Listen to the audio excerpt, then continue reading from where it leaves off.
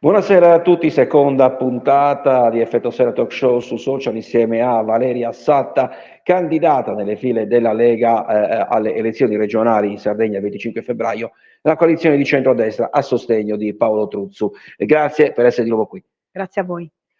Allora, dicevamo, seconda puntata, abbiamo affrontato qualche argomento di tipo programmatico, mettiamola così, nella prima puntata. In questo appuntamento invece parliamo da un punto di vista più politico. Ecco, 1400 sono i candidati al Consiglio regionale il 25 febbraio, 4 candidati presidenti, 2 donne e 2 maschietti. Non sono troppi per una regione di 1,5 milioni di abitanti? Ipotizzo, faccio una domanda un po' cattivella. Secondo me sì, assolutamente sì, son troppi. Però ognuno di noi, di voi, di tutti quanti ha necessità e ambizione di poter partecipare. Questa è la democrazia. Ma perché questa invasione? Perché qualcuno è fulminato sulla via di Damasco o semplicemente perché, come posso dire, c'è la volontà in qualche modo proprio di intervenire nella politica materialmente? Ad esempio, molti amministratori locali prima non si candidavano, fungevano da referenti. Oggi sono tantissimi primi cittadini, vice sindaci, anche ex sindaci, che si sono messi proprio in campo. Sono d'accordo sul proporsi, perché comunque, ripeto, nella democrazia sta che una persona voglia scendere in campo e proporsi, ha delle idee, delle ambizioni, dei percorsi, delle visioni, quindi è giusto. Son tanti rispetto al nostro panorama, di persone, abitanti in Sardegna, però comunque diamo la possibilità a tutti. La politica anche questa si è, sdoganata dalla questione di sono pochi, potrebbero essere pochi per fare realmente politica, la politica è per tutti, ma fino a un certo punto. Sono tante, 10 se non ricordo male, le forze politiche che compongono la coalizione di centrodestra, diverse anime ovviamente, perché la Lega in questo caso, poi c'è Fratelli d'Italia, Forza Italia, eccetera, eccetera. Come posso dire, si trova una sintesi con tante anime diverse? Parliamo del centrodestra? Beh, certo, ovviamente.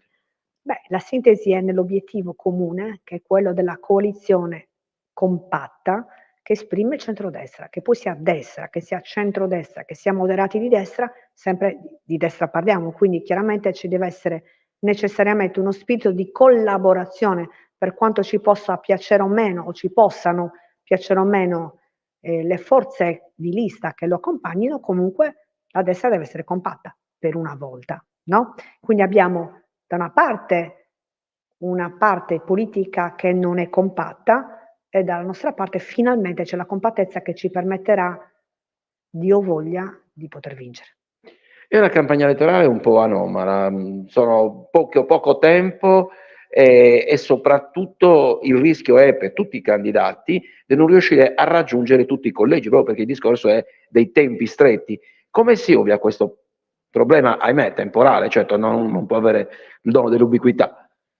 Questa è una bella domanda, non saprei ne rispondere io. Come si ovvia non lo so, però vedo tanta forza che è quella di ideologia, che è quella di volontà e forza politica per poter rappresentare il centrodestra con Paolo Truzzu, candidato presidente e governatore della nostra regione.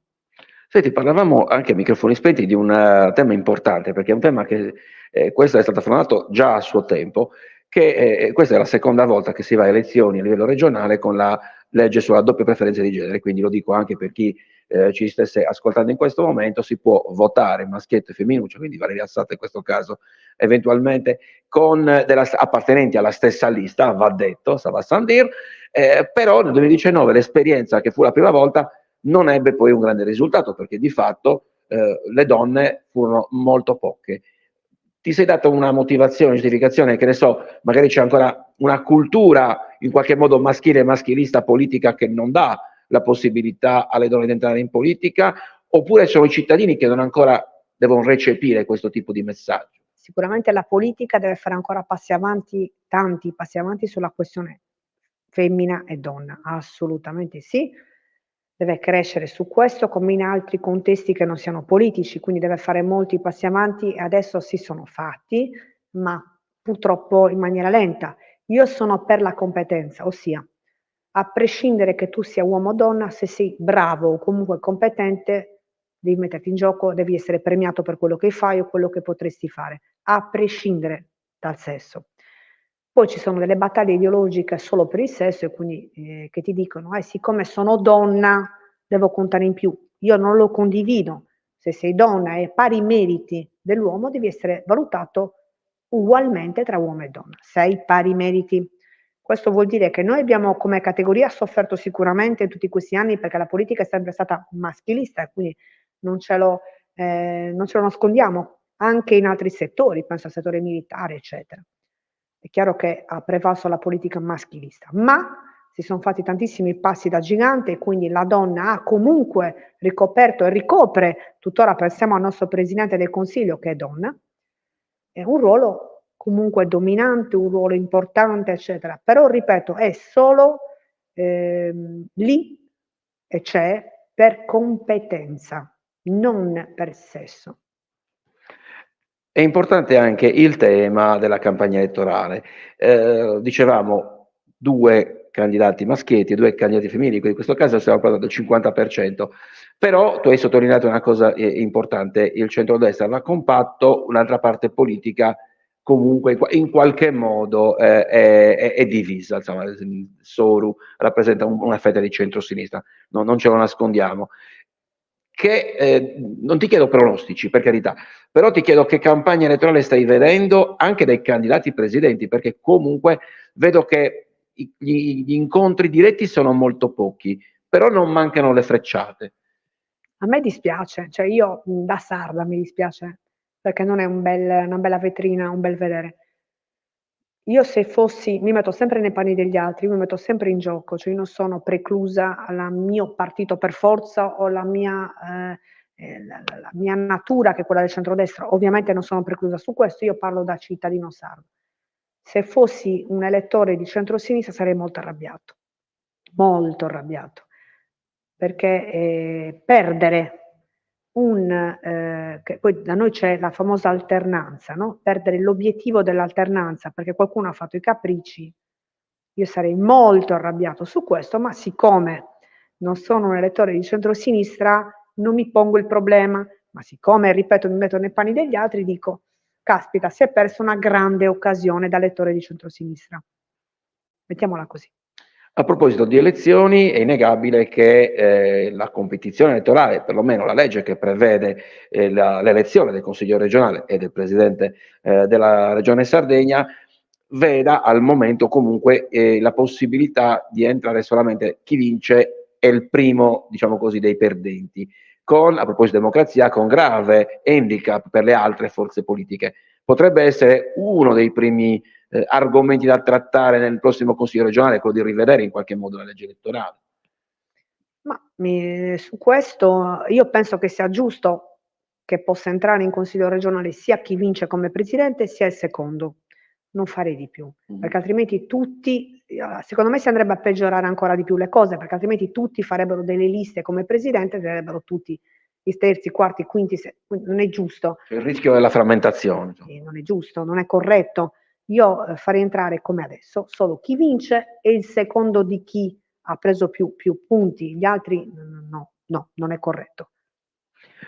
Un altro argomento che ovviamente in questo periodo sta emergendo dal punto di vista della campagna elettorale e tu l'hai vissuto in prima persona, insomma dicevamo anche il rapporto fra politici maschietti e femminucce, perché anche quello penso che sia, tu come l'hai vissuto poi fondamentalmente, come lo stai vivendo adesso da candidata ma anche all'interno delle istituzioni? Ma io non voglio dire di più di quello cioè preferisco tacere su questo, preferisco tacere. Va bene così, cioè, non voglio parlare io come femminuccia, come donna, io voglio parlare sui fatti. Ecco perché ho sponsorizzato, tra virgolette, un video che racconta i fatti, non che io mi racconti, cioè mi racconto tramite dei fatti che sono stati tangibili e concreti e non Valeria Sata che vi dice così, io ho fatto, che sono le classiche cose che uno può dire sì, sta dicendo così perché se lo vuole dire, ma in realtà io faccio anticipare rispetto alla mia figura i fatti. Quindi è stata difficilissima, è difficilissimo.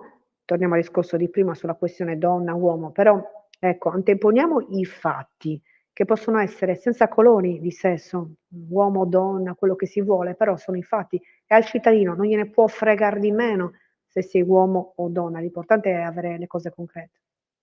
Senti, invece per quanto riguarda la campagna elettorale, diciamo tu stai girando molto per ovviamente il collegio di Cagliari, ricordo che una volta candidata nelle file della Lega per queste elezioni. Il clima che si respira, perché uno dei temi politici importanti è il rischio astensionismo e questo sicuramente credo che come posso dire, più che convincere le persone a votare, Valeria Sata in questo caso, perché chi sa che deve votarti lo sa già, magari è cercare di convincere le persone ad andare a votare.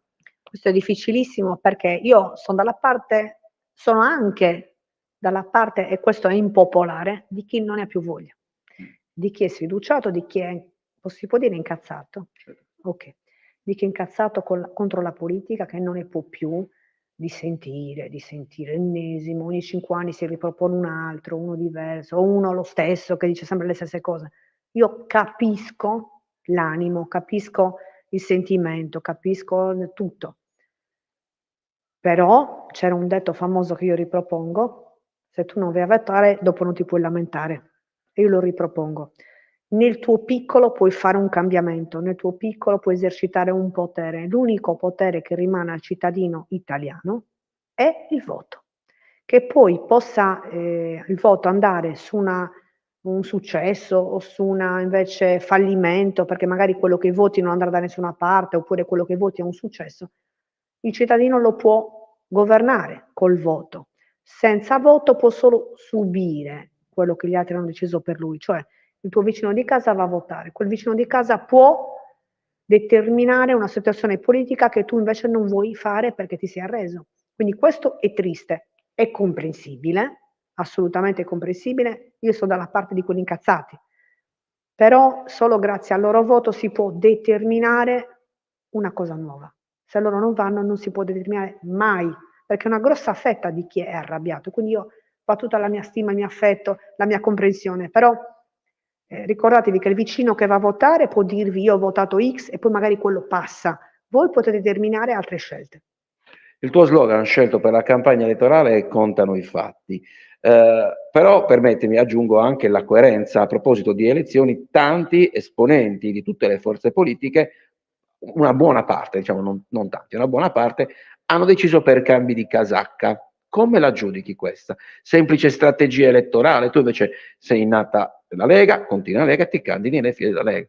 Io vengo da un movimento, da quando ero ragazzina, di un movimento sociale importante che fa gavetta, che fa militanza, quindi io vengo dalla militanza pura gratis, perché se tu poi credi in determinati contesti lo fai gratis per ideologia, e poi dopo alcuni step sono gravitata in un movimento che all'epoca era un movimento Noi con Salvini, che poi è diventato Lega, di espansione del partito Lega Nord a tutta l'Italia, che poi ha tolto il Nord, lo sapete la storia, è diventata Lega, Lega Salvini Premier.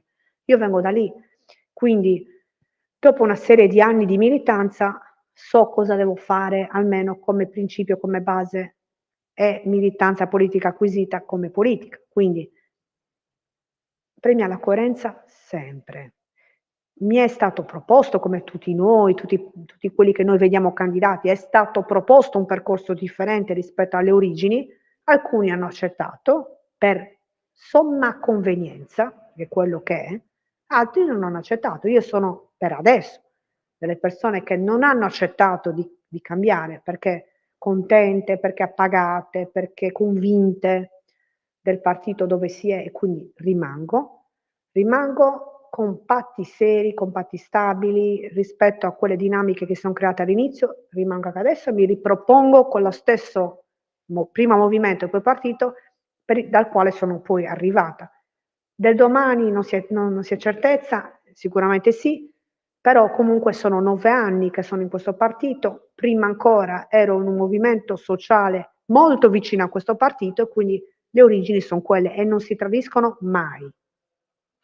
È innegabile che da un punto di vista, potremmo dire, anche politico, il ruolo di assessore regionale agli affari generali prima e assessore all'agricoltura dopo ti ha dato la possibilità di viaggiare, di incontrare anche i vertici nazionali della Lega per avere il ruolo importante, magari l'avevi anche prima, ma in questo momento avevi posso dire, uno step successivo. Ecco, che esperienza è stata anche confrontarti da un punto di vista politico e perché no, anche amministrativo con le altre regioni, con gli altri colleghi, in questo caso della Lega?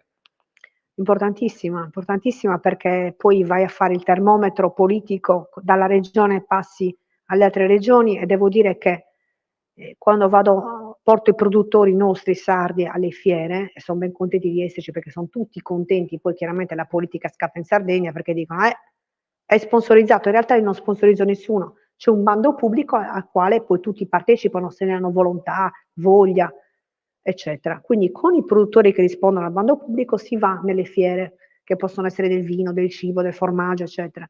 E lì c'è un mondo a parte, un mondo che non si è mai vissuto fino ad oggi. Un mondo di colleghi miei all'agricoltura che mi dicono: "La Sardegna non c'è mai stata fino a ieri, dove eravate?" E questo da sardo mi fa molto arrabbiare, perché in realtà si è investito molto sul turismo e poco sull'agroalimentare, poco sull'enoturismo, poco sulle nostre aziende, mai. Cioè noi partiamo dal concetto che in agricoltura si debba solo pagare, ma non funziona così. L'agricoltura è il nostro cuore, la nostra linfa, le nostre radici. Devi investire sulla promozione, se no non si va da nessuna parte. Quindi questo è triste, vedere gli altri che sono anni che investono su questo, noi siamo arrivati adesso. Però comunque ci siamo, adesso ci siamo. Allora, siamo in chiusura e ovviamente ricordo ancora una volta ci saranno ancora altre 2 puntate perché parleremo ovviamente dei temi programmatici, parleremo della sua esperienza da assessore regionale all'agricoltura, su quello che ha fatto, e quello che poi avrà intenzione di fare eventualmente, e ci vediamo quindi per la prossima puntata. Senz'altro, vi aspetto. Allora, grazie a tutti voi, ricordo ancora una volta, Valeria è stata candidata nelle file della Lega alle elezioni regionali in Sardegna il 25 febbraio prossimo, a sostegno del candidato presidente Paolo Truzzo, quindi coalizione di centrodestra. Grazie ancora, alla prossima. Ciao.